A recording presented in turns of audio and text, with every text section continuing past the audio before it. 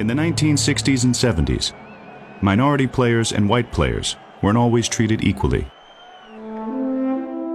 Certain positions, you saw no black players. Most offensive lines, you had white players. Quarterback position, there were none. I came in the league in 1967. We used to say, well, we can have a convention of the black offensive linemen in a phone booth. There just wasn't that many of us doing it. And the Raiders, behind these blockers, shell up so they block out the sun. We went into many of the predominant black schools to take a lot of the players. We called it an untapped reservoir. We wanted to win. We wanted the best players. We weren't interested in who they were or exactly where they came from.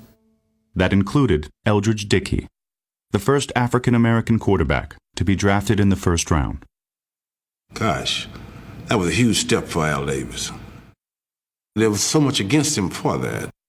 They had tapped and got tackles and receivers, but here you're talking about a position where it has been orientated that this, quote, black man cannot lead. I could see what he was seeing. I could see him seeing beyond complexion. Al was saying, let it go. You're stifling the growth of a game. Almost 2/3 of the NFL players are black, but there has never been a black head coach in pro football. The decisions as to who gets to play and who gets to coach are made by white owners and white general managers. I just don't know that owners have looked at black coaches as people they can be comfortable with. But those white traditionalists who controlled the game are being replaced by more pragmatic owners led by Al Davis of the Los Angeles Raiders.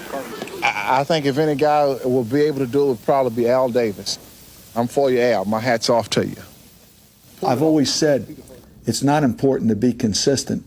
It's important to be right. In 1989, Davis made Art Shell the first African-American coach of the modern era.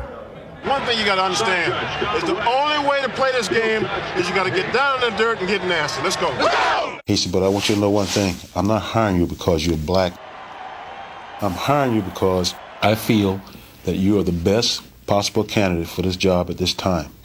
Art Shell has won in his Raider debut. He is no longer the first black coach in the NFL. He's just a winning coach right now.